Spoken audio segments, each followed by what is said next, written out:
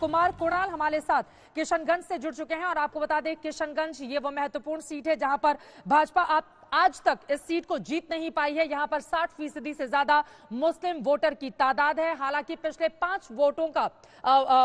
5 चुनावों का टर्नआउट अगर देखें तो बीजेपी दूसरे नंबर पर किशनगंज पर रही है। सीमांचल का यह पूरा का पूरा इलाका पश्चिम बंगाल से सटा हुआ।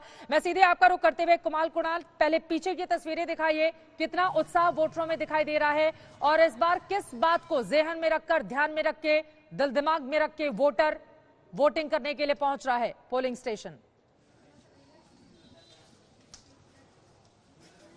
चित्रा सीमांचल का इलाका है। सीमांचल यानी किशनगंज, अररिया, पूर्णिया और कटिहार 4 जिले हैं। सीमांचल इसलिए क्योंकि ये जो सीमा लगती है वो बंगाल से लगती है और बिहार के बाद आपको बता दें कि चुनाव होने हैं बंगाल में, तो बहुत कुछ यहाँ से मामला भी, वहां का गणित भी सेट हो रहा है। आपको याद होगा कल अमित शाह की तस्वीरें, गृह मंत्री वहां गए थे, वहां से बहुत सारी बातें की थी। बिहार में चुनाव प्रचार नहीं किया लेकिन बंगाल में पहुंचे हैं। तो ये एक ऐसा इलाका है जो कि पटना से ज्यादा दूर है, बंगाल से नजदीक है, तो यहाँ पर उसी रफ्तार में जो विकास है वो भी पहुंचता है। सबसे पिछड़ा इलाका है, बिहार के सबसे पिछड़े इलाकों में मुस्लिम वोटर सबसे ज्यादा है। और आपको बताएं कि 2019 में जब 40 सीटों पर वोटिंग हुई थी लोकसभा चुनाव में, तो सिर्फ एक सीट जो गठबंधन के खाते में गई थी वो किशनगंज की सीट थी। 39 सीटें जो थी वो एनडीए ने जीती थी, एक सीट किशनगंज की वो यहाँ पर कांग्रेस ने जीती थी। अभी जो यहाँ पर मुख्य और रोचक मुकाबला है वो आपको पीछे वोटर दिखा रहे हैं। वोटर्स अभी कम हो गए हैं लेकिन जो हमें कहा जा रहा है, सुबह से काफी वोटर थे जो लोग काम पर चले गए।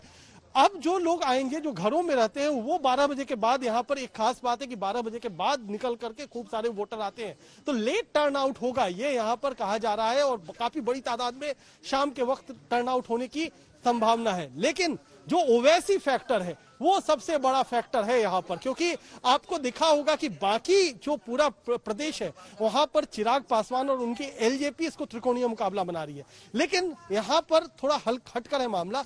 ओवैसी साहब खूब दम लगा रहे हैं, दम लगा कर गए हैं।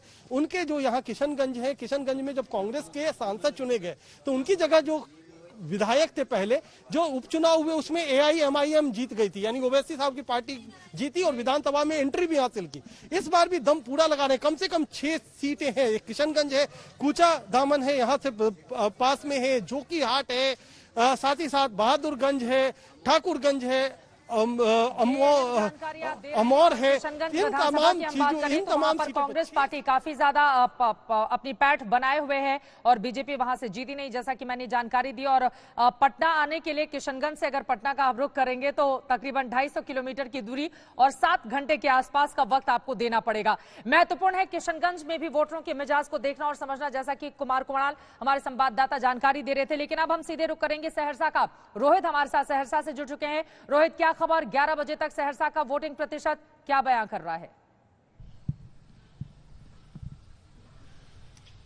देखिए, सुबह से अच्छी वोटिंग हुई है। 11 बजे तक के जो आंकड़े आए हैं तकरीबन 21% वोटिंग सहरसा में हुई है, लेकिन ग्रामीण इलाकों में ज्यादा वोटिंग हो रही है। इस वक्त हम तिवारी टोला मोहल्ले में मौजूद है, सहरसा शहर में है, लेकिन यहाँ की तस्वीरें देखिए, किसी को भी जो है वो निराश कर सकता है। एक भी वोटर यहाँ पर मौजूद नहीं है। बताया जा रहा है कि सुबह से कुछ वोटिंग हुई थी, लेकिन जैसे जैसे दिन चढ़ रहा है थोड़ी सी धूप, गर्मी का एहसास हो रहा है, तो लोग अभी यहाँ पर नहीं आ रहे हैं। लेकिन बताया जा रहा है कि शाम जैसी जैसी होगी, दोपहर के बाद, उसके बाद लोग आना शुरू होंगे। लेकिन ओवरऑल जो एक तस्वीर सामने आई है कि 11 बजे तक तकरीबन 21% की वोटिंग हुई है, लेकिन ज्यादा तेज वोटिंग जो हो रही है वो सीमांचल क्षेत्र में हो रही है।